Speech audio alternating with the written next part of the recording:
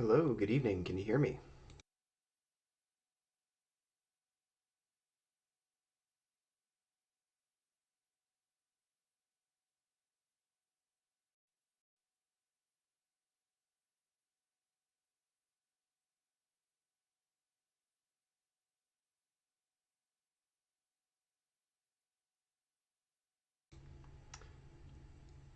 Good evening. Can you hear me? Can you hear me?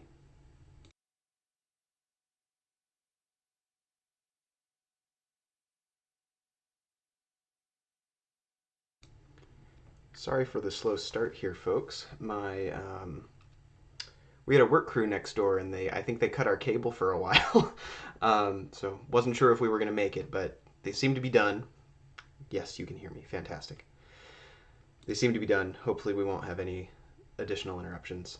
And if we do, we will reschedule, or I will record something so that you all still get the review that you need. All right.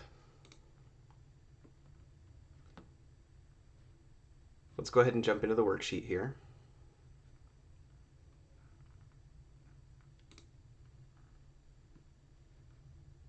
Okay. So today's topic is membrane potential. So I'm not going to read right off of the worksheet here, but we're talking about how signals are transmitted throughout the neurological system. We're going to be talking about action potentials and the structures that allow those signals to move throughout animal bodies. So we're going to start out here with a little bit of drawing. Much of our early understanding of neuron function was based on studies of the squid's giant axon. Squids move through the water by contracting the muscles of the mantle. This movement compresses water inside the mantle and forces it out the siphon. A squid can change the direction of movement by directing the flow from the siphon either forward or backward relative to its head or anterior end. So we have, come on now.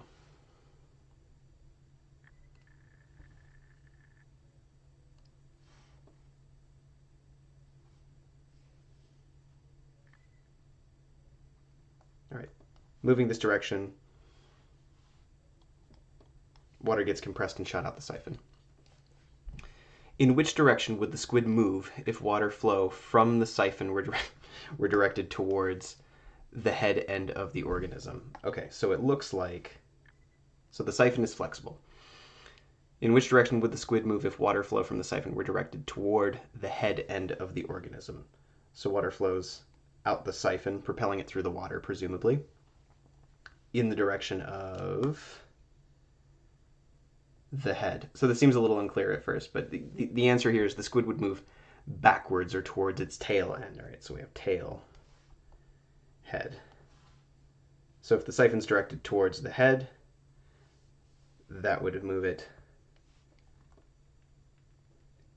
in this direction. Squid would move backward towards its tail end, and conversely, if the siphon were directed backward so that it pointed towards the tail end of the organism, we'll do this in a different color, movement would be this way. So siphon jets water that way, movement in the opposite direction. Okay. So the second part of this, when squid are startled or in danger, they can simultaneously contract all of the muscles of the mantle to forcefully jet water out of the siphon and escape rapidly. Assume the mantle of the squid is 30 centimeters in length.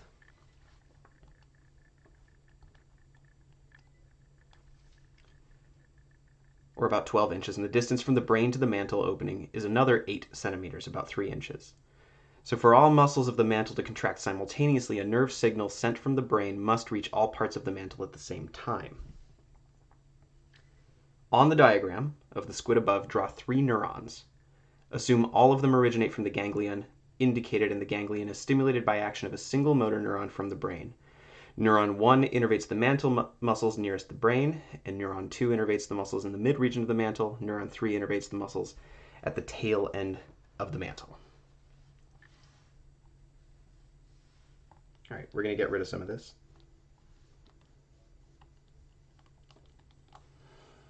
We'll do this in red. Neuron 1 innervates the mantle. So the mantle is this structure out towards the end.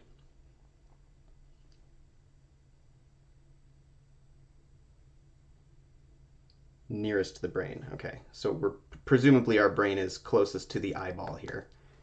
So neuron 1 innervates somewhere around here. We'll label that 1.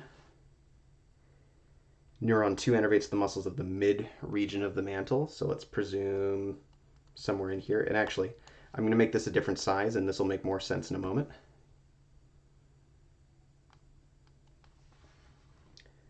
And neuron 3 innervates the muscles at the end, at the tail end of the mantle. I may have this a little bit backwards here.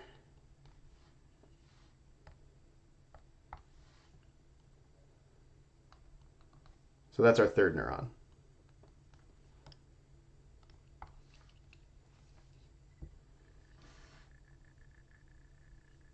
I guess my earlier reasoning with the direction of the siphon still stands. If it's pointed in one direction and it jets water that direction, then movement will be in the opposite direction.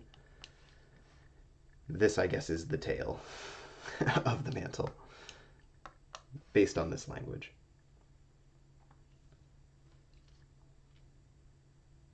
Let's see. I'm looking for part B here, but I kind of want to keep this next. I kind of want to keep this image in view. Yeah, so we'll come back to why I made those different sizes here in a second. In invertebrates such as the squid, how must the nervous system design be modified to allow both the muscles nearest to the brain and those furthest from it to contract simultaneously? Modify your drawing to indicate any necessary changes in the size or structure of the 3 neurons that would be required and explain your reasoning. So the key thing that you need to know here is that invertebrates do not contain myelinated nerves. The myelinated portions of vertebrate nerves, like ours, increase the speed of the action potential as it's traveling down the nerve axon. When you don't have that, insulation, really the only way to increase the speed of that, the rate of that current, I guess, is to increase the size of the tunnel, basically, is the closest analogy I can think of. So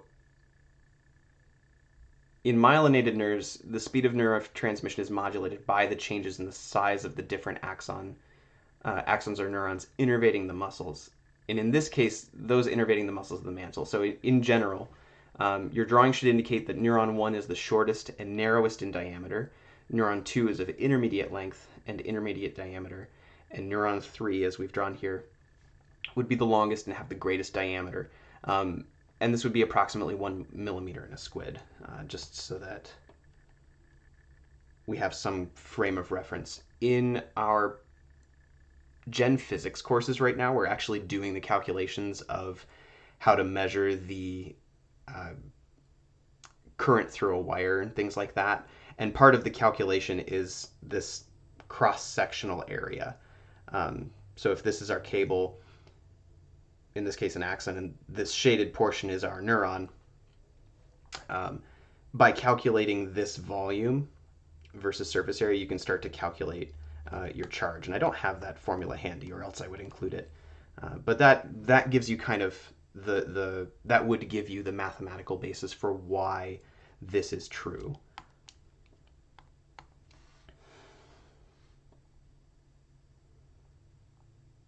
All right, let's do a little bit of typing here.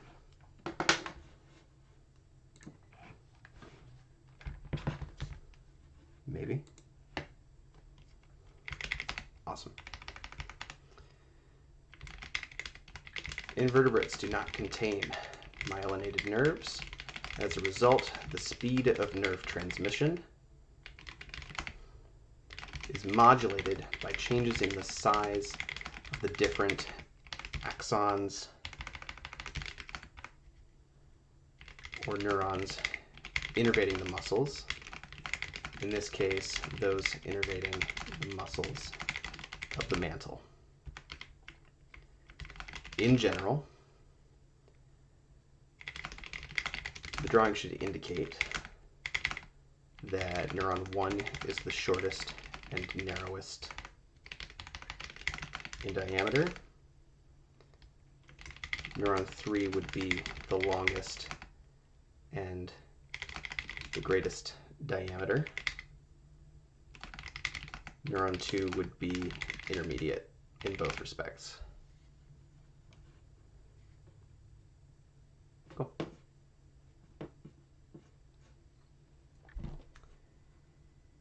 So researchers discovered that they could remove these giant axons of the squid.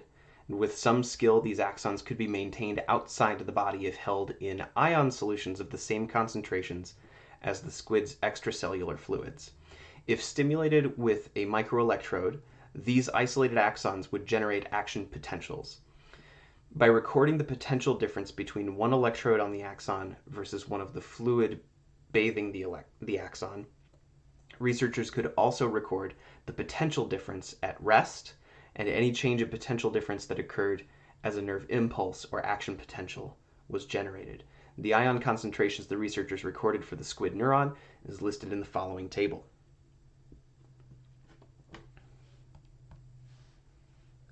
Ion concentrations for intra and extracellular fluids of the squid axon. We have our various ions here. This looks like, would that be millimoles? Millimolar?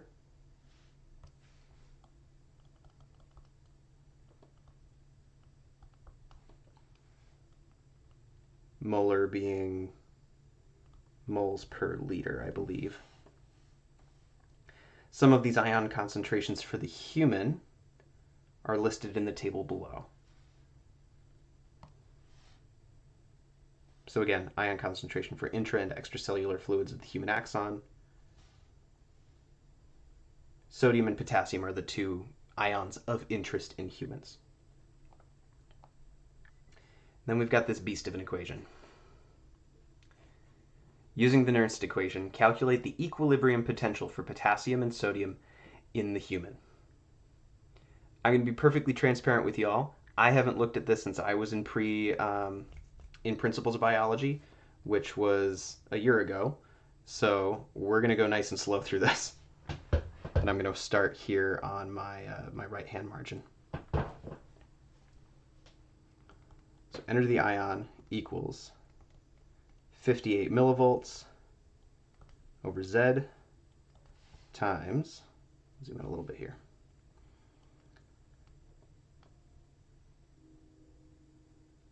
the log of the ion concentration on the outside, so extracellular, and the ion concentration inside, where Z equals the ion valence, which is your charge on that ion. So using the Nernst equation, calculate the equilibrium potential for potassium and sodium in the human. So let's do, we've got E potassium first, so EK would be 58 millivolts over, potassium is a positive 1,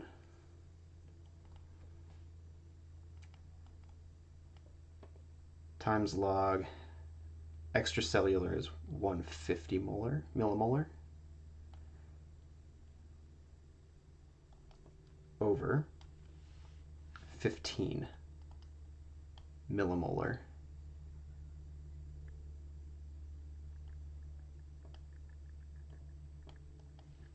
because these units are the same, I'm not going to worry about my conversions right now. So now we just plug this into a calculator, and unfortunately I have to do this part off screen, and you can't see it, so I apologize. But if you have a calculator handy, you're welcome to try and beat me to the answer here.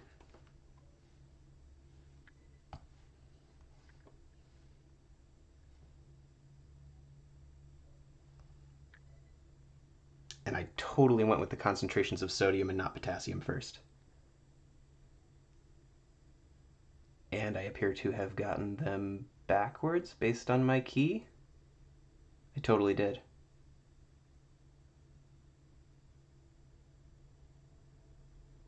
Or my key is backwards.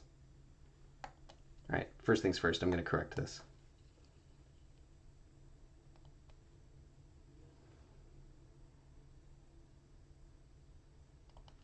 Our ion's valence is still +1, so that's fine. Don't have to worry about it.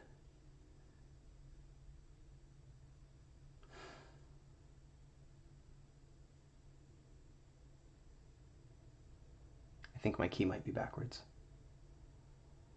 It totally is. That's okay. We get an answer of 58 millivolts for sodium. Cool. Let me make sure this makes sense. I believe it does. Intracellular, extracellular. Out would be 150, in would be 15. Yep, I feel pretty confident in that. So we're going to change colors. We're going to do EK now. 58 millivolts. Our charge is still +1, so we can get rid of that. Our extracellular concentration of potassium is 5 millimolar. And our intracellular is 140.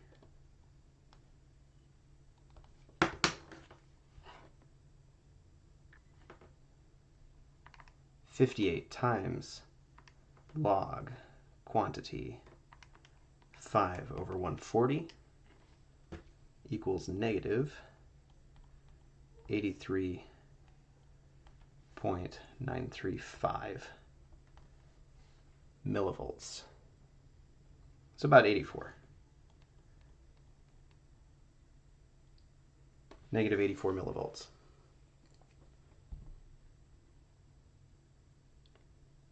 Is that tracking for folks? Are we able to see where these variables are coming from?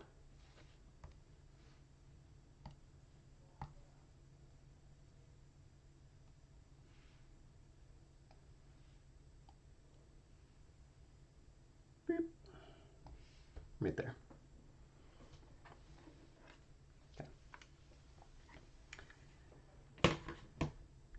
Okay, so for comparison, what are the equilibrium potentials for potassium and sodium for the squid? We'll do our setup pretty much the same here. We will do potassium first this time for real. We've got 58 millivolts over a valence of +1 times log the quantity.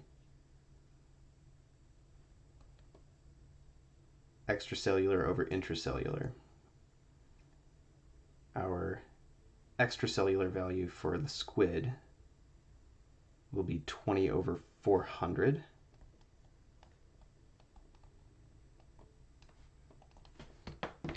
Punch that into our calculator.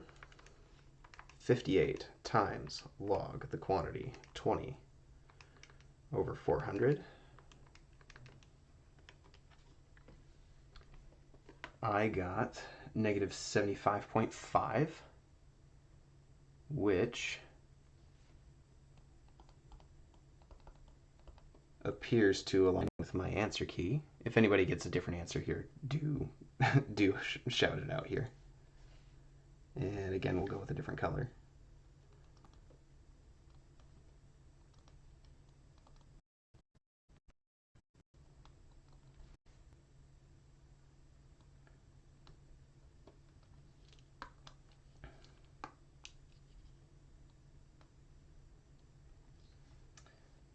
For sodium in the squid, we're looking at 440/50.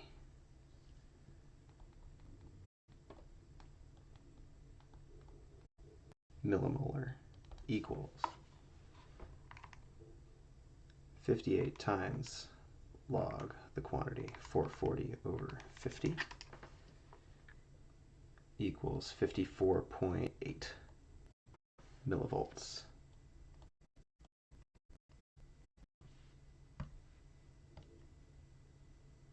That looks about right.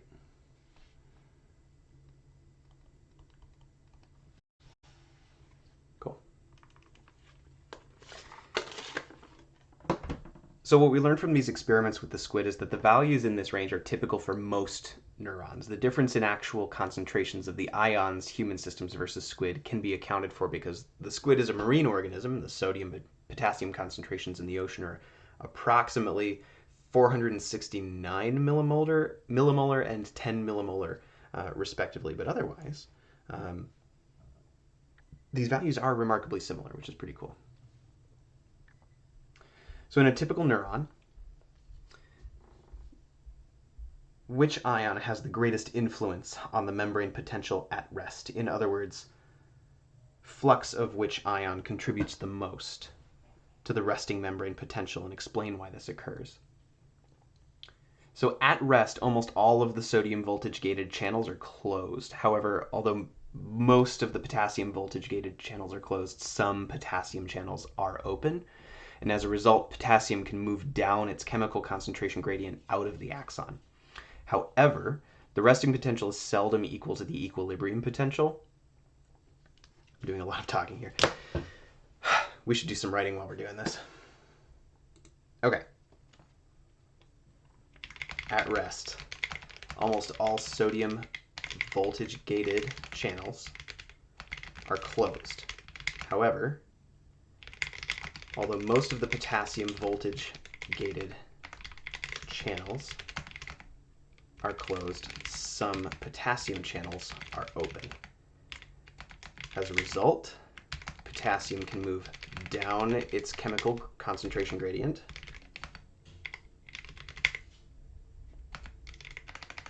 out of the axon. There's a lot of howevers. However, the resting potential is seldom equal to the equilibrium potential for potassium because the outward flow of potassium is counterbalanced by the electric potential difference that is the result not only of the potassium gradient, but also of the anion and other cation gradients. In addition, some very small amounts of sodium does leak across out to in down the concentration gradient. So in addition, some very small amount of sodium does leak across out to in down its concentration gradient. You might remember the mnemonic like a salty banana to kind of remember where the increased concentrations are inside and out.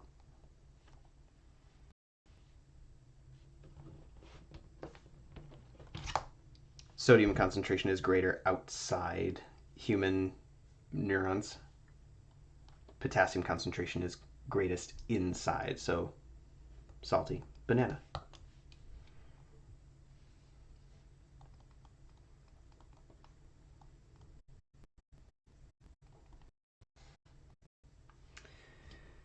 In calculating the resting and action potentials of the axon, we generally don't worry about the concentration differences of calcium or chloride ions. Explain why this is so. So the concentration differences are set up by active transport of the ions across the neuron membranes, and the same is true for all concentration differences.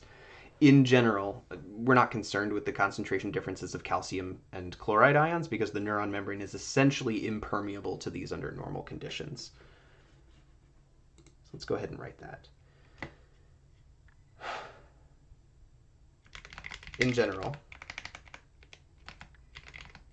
we're not concerned with the concentration difference of calcium and chloride ions because the neuron membrane is impermeable to these under normal conditions.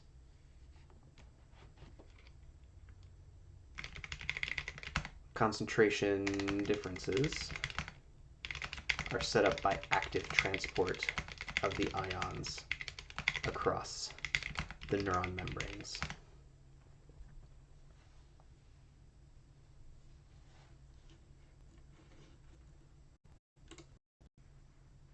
Sorry, I'm scrolling around.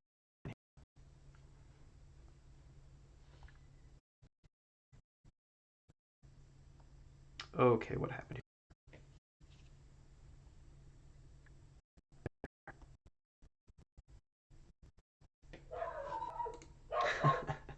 There's my puppy in the backyard.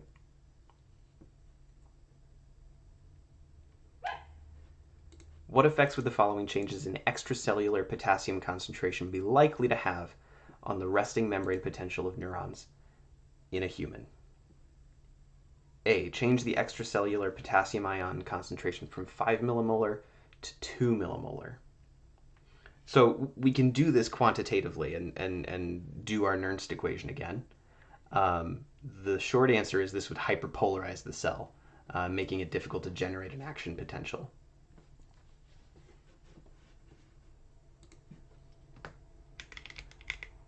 Qualitatively,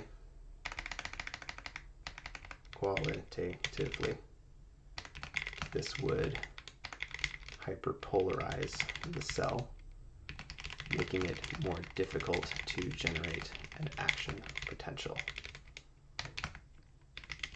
Quantitatively.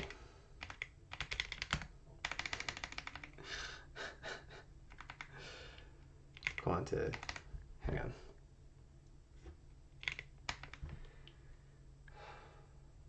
Quantity. Let's take a look here.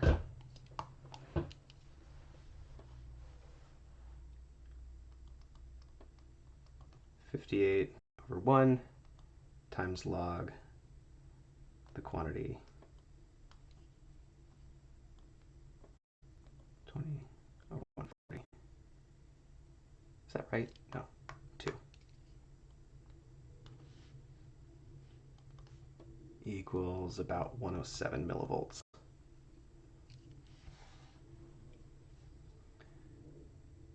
By contrast, change the extracellular membrane K of potassium ions from 5 millimolar to 20 millimolar. It's the same deal. Let's just go ahead and run this equation.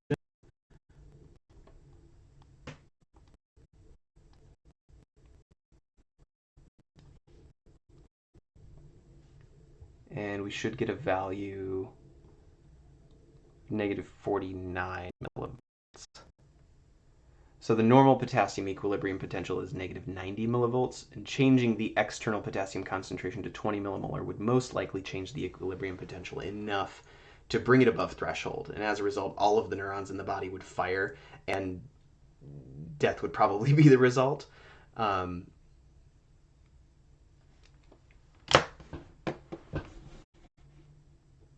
So what would this cause?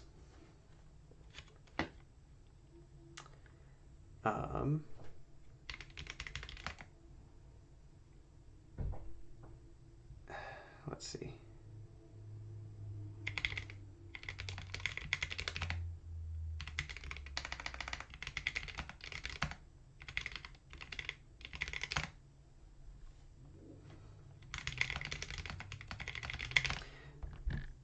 Death would be the result here, and an important note here in my answer key is death by lethal injection often involves sedatives and muscle relaxants in combination with intravenous delivery of a high concentration of potassium.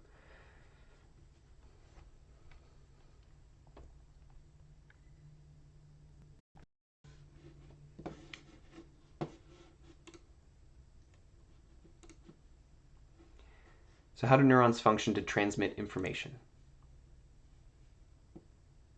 Construct a dynamic claymation type model of the transmission of an action potential along a neuron and then across a synapse. We're not going to do that. But it is kind of helpful to have a visual of this. Let's see here.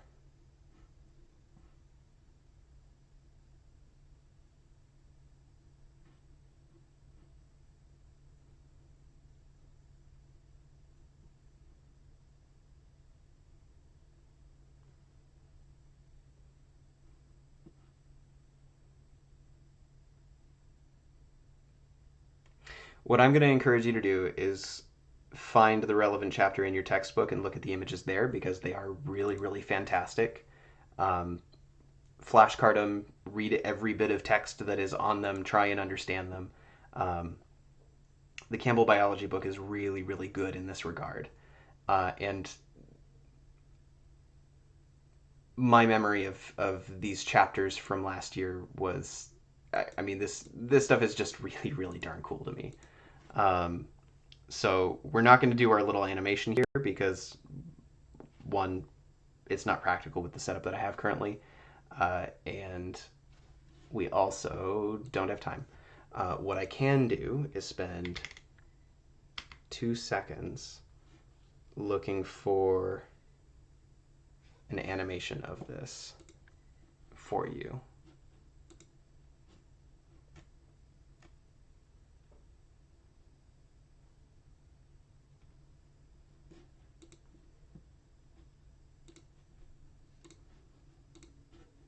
That is too much demand on my internet. We're not going to make it. All right, moving on.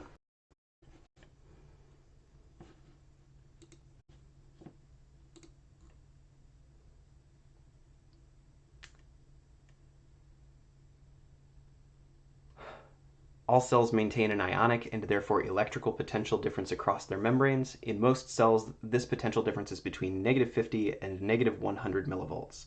That is, the inside of their the inside of the cells is more negative than the outside by 50 to 100 millivolts. Although all cells in the body maintain this potential difference across their membranes, only certain cells, for example neurons, are capable of generating action potentials. How is this potential difference across the cell membrane generated?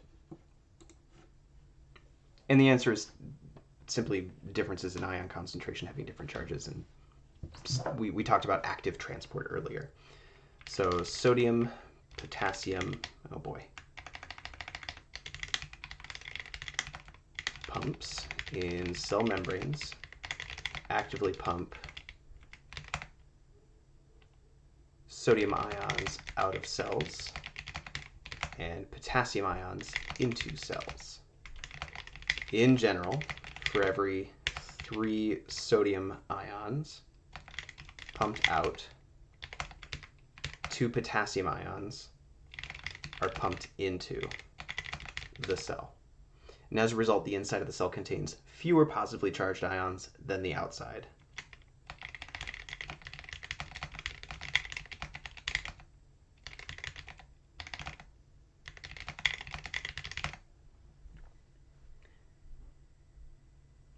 The difference in ion distribution can be measured as a voltage or potential difference across the cell membrane. For the squid axon, the potential difference is -70 millivolts. And in humans, it was between -50 and -100 millivolts. All right. What characteristics of membranes allow cells to concentrate or exclude ions? We talked about this a little bit ago. Cell membranes are selectively permeable. Cell membranes are selectively permeable. Ions such as sodium and potassium cannot diffuse across the phospholipid bilayer. Ions must either be actively transported or diffuse through specific ion channels in the membranes. Ions such as sodium and potassium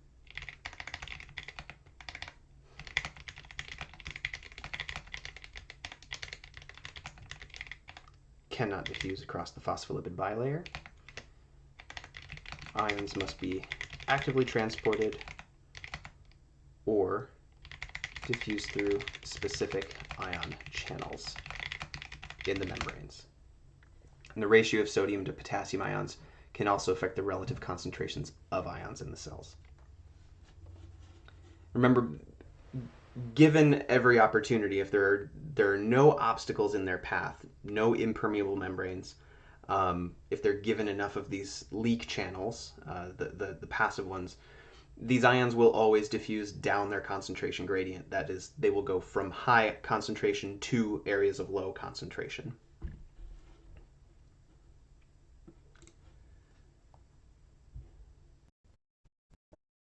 What is it about neurons or nerve cells that make their properties different from those of other cells? In other words, what enables nerve cells to produce action potentials? All cells generate a potential difference across their membranes. However, only nerve cells have voltage-gated ion channels that open and close in response to changes in the potential difference across the membrane. Let's go ahead and write that. All cells generate a potential difference across their membranes, but only nerve cells have voltage-gated ion channels that open and close in response to changes in the potential difference across the membrane. Postsynaptic neurons also contain chemically gated ion channels that open and close in response to neurotransmitters released from presynaptic neuron terminals. So presynaptic before the before the synapse, before the space between them, between neurons, and postsynaptic would be after. And this is important in the propagation of signals down the neurons. So postsynaptic neurons after the synapse also contain chemically gated ion channels that open and close in response to neurotransmitters released from presynaptic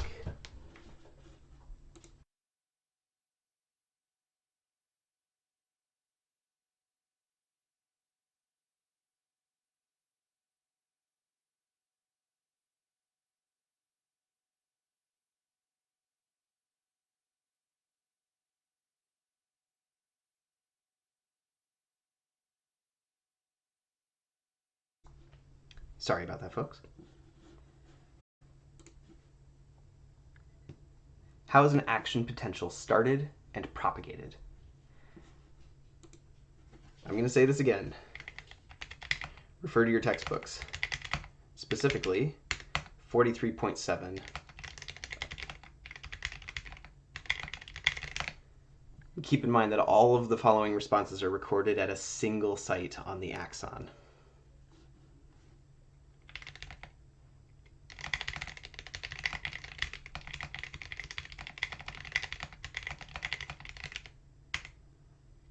So we've got a list.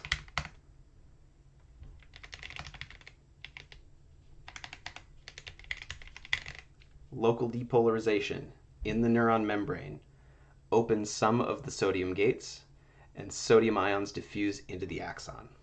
So local depolarization in the neuron membrane opens some of the sodium gates, and they diffuse into the axon. When the potential differences at that site on the membrane reaches the threshold potential, and this is like, I'm just going to put this in parentheses here.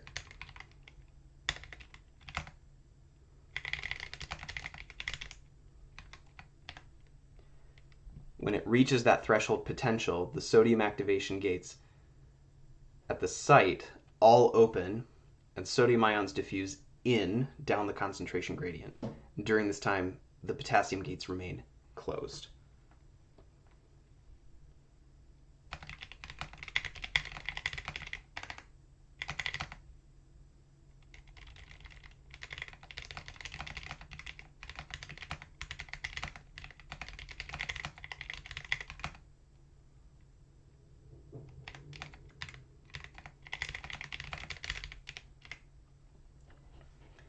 Next, when the potential difference across the membrane at the site on the axon reaches plus 30 millivolts, the sodium inactivation gates close and the potassium channels open.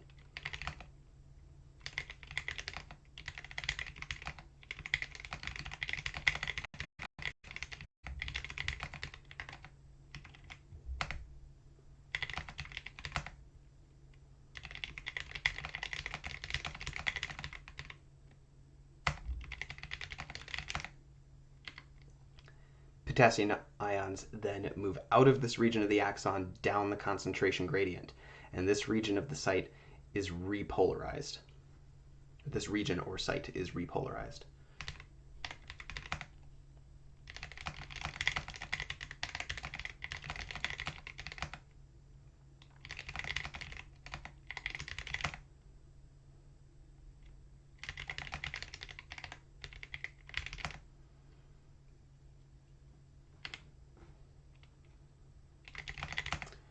When the potential difference reaches negative 70 millivolts resting potential, the potassium gates are stimulated to close.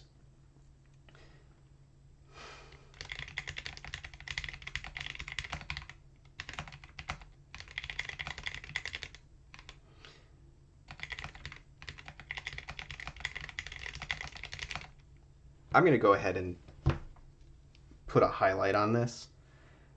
Negative 70 millivolts is the resting potential of most axons. This is true for humans as well, and I remember this being a testable question.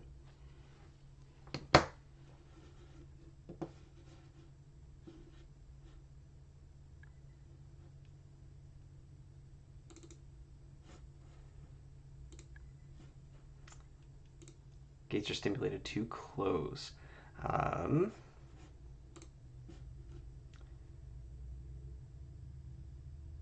There's a however in here.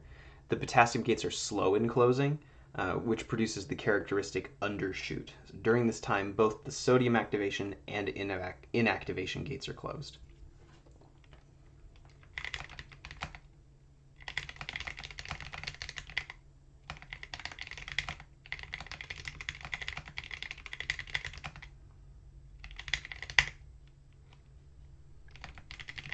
During this time, both the sodium activation and inactivation gates are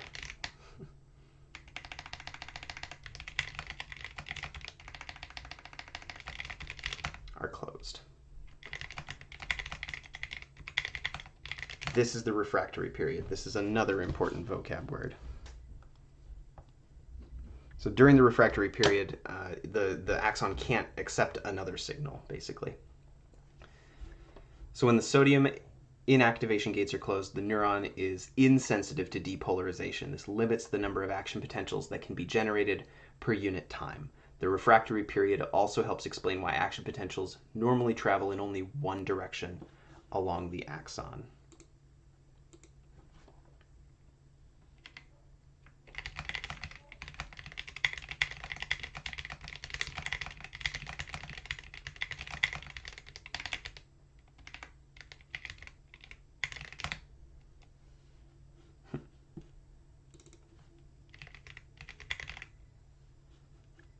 Insensitive meaning not sensitive.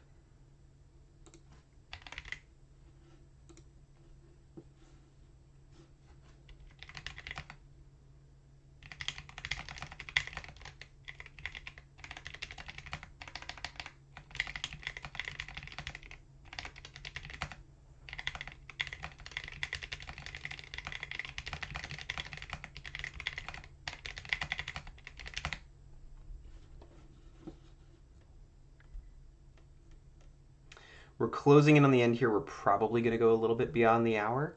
I'll get as far as I can, but unfortunately I do have to run right at 5.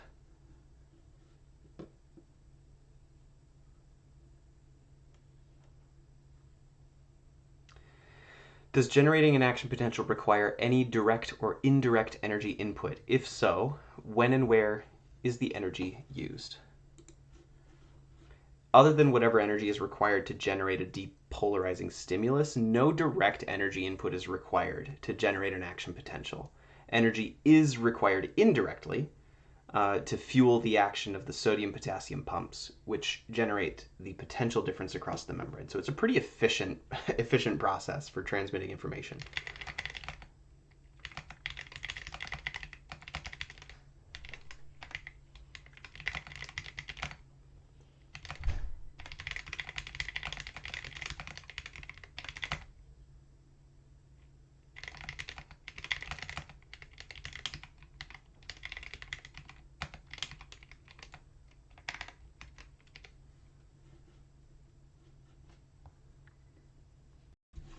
What happens in time and space along the axon once an action potential begins? So back in part D, we looked at what happened at a single site on the axon as it was depolarized to generate an action potential, and I would recommend reviewing that. It's good to know.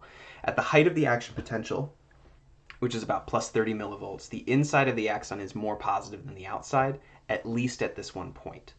Sodium ions that enter the axon at the site diffuse in all directions from their point of entry, and as they diffuse, they change the potential difference across the membrane.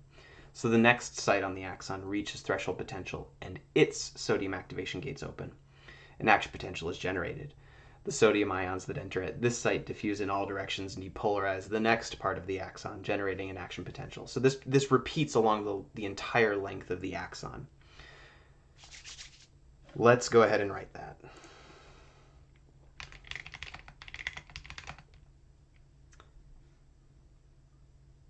At the height of action potential,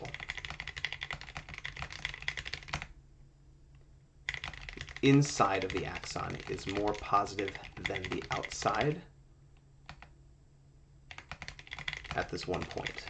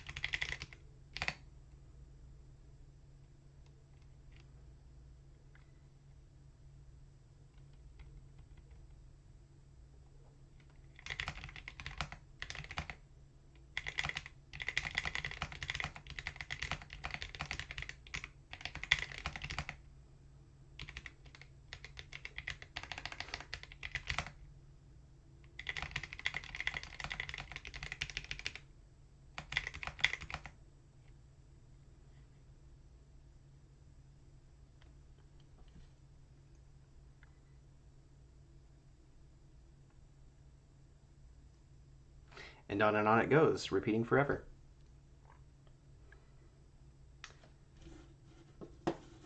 Until it stops producing an action potential. So what factors ultimately limit the ability of the system to respond, that is, to continue to generate impulses? And ultimately, the operation of the sodium-potassium pump limits the ability of the system to respond. So it's limited by the sodium-potassium pumps.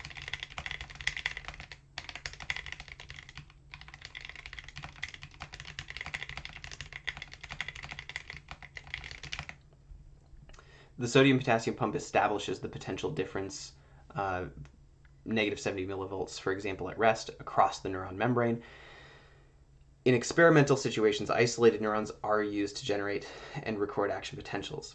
When the sodium-potassium pumps in the neuron membrane are poisoned, so they're non-functional, the axon is still able to generate action potentials.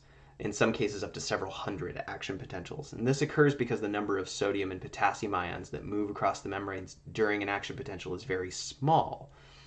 And on the other hand, sodium and potassium ion concentrations inside and outside the neuron are measured in millimoles. If a molar solution of potassium ions contains 6.02 times 10 to the 23 potassium ions per liter, then a millimolar solution contains 6.02 times 10 to the 20 potassium ions per liter. So as a result, many action potentials can be generated from the potential difference across the membrane is reduced enough to prevent their generation.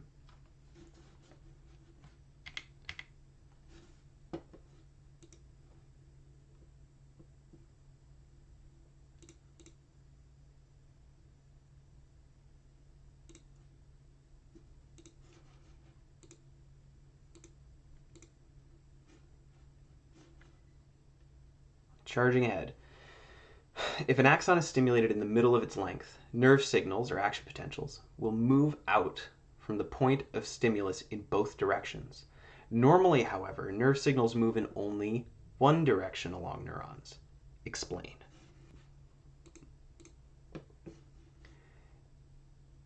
This is going back to that refractory period. Normally, the refractory period prevents the action potential from moving in more than one direction.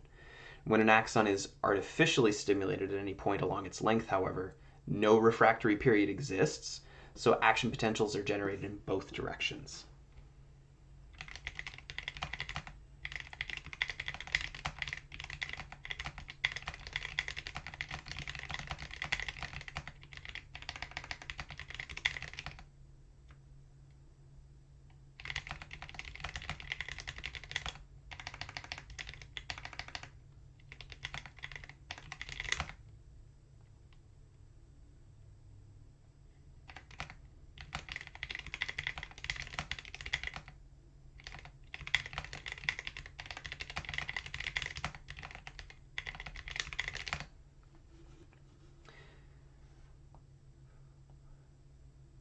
Whether or not an action potential is generated in a postsynaptic neuron, that is after the synapse, depends on a number of factors. What are those factors? What ultimately determines whether an action potential is generated in the postsynaptic neuron?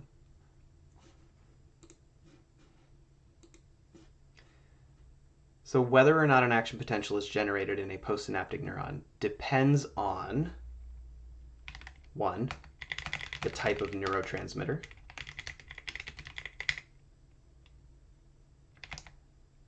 is it excitatory or inhibitory? Excitatory will continue the action potential onto the next neuron, the postsynaptic neuron, or inhibitory will suppress that action potential. The number and or frequency of excitatory versus inhibitory inputs to the postsynaptic neuron per unit time. So number and frequency of excitatory versus inhibitory inputs per unit time to postsynaptic neuron, and how close the synapses are to the axon hillock.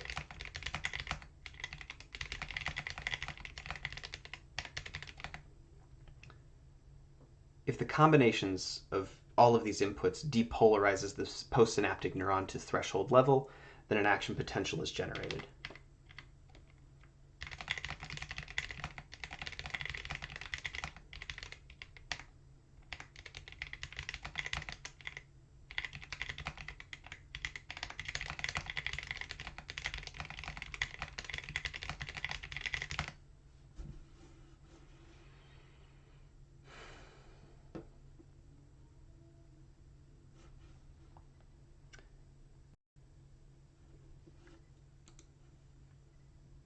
So just skimming this, next we would be talking about diffusion and maybe the role of surface area here. We've got a minute. Let's run through it. Diffusion is efficient over only a very short distance. In fact, as you can see in the table, diffusion is efficient only for distances of about 1 to 100 micrometers. So how wide is a synapse? Average is between 10 and 20 micrometers wide. If a synapse were 2 times as wide, what effect would it have on the transmission of nerve signals from one neuron to the next? How would this change affect the response time of an organism? So if the synapses were 2 times as wide, the time for diffusion would increase by the square, or 4 times. It's twice as thick, takes 4 times as long to diffuse. It would take longer for the organism to respond as a result.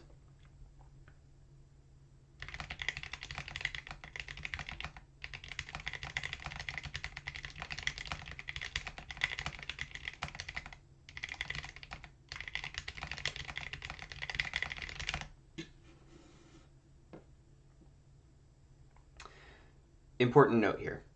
Although the response time would be somewhat longer, it would not necessarily be 4 times longer. Response time is also affected by the time required for a given neurotransmitter vesicle to release its contents into the synaptic cleft, as well as by the need for the neuron to integrate or sum all of the inputs it receives. Last question. If you examine neuron transmission within an organism, you will discover that every action potential generated is stereotyped. For example, every action potential reaches the same maximum height and the same minimum height. In addition, the generation of action potentials is an all or none phenomenon. That is, once the potential difference across the membrane reaches threshold, an action potential will be generated. Given this, how does the nervous system signal differences in intensity of signal? If it's all or none, you reach threshold potential or you do not, how does the nervous system signal differences in intensity?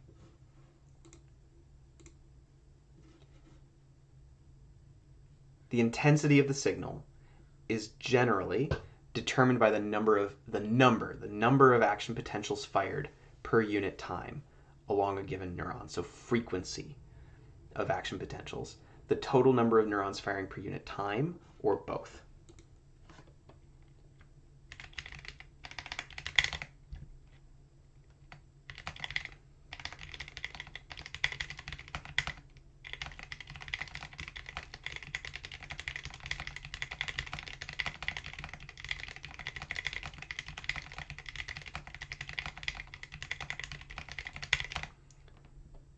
So it's either the number of action potentials fired per unit time along the same neuron, or the total number of neurons firing per unit time, or both.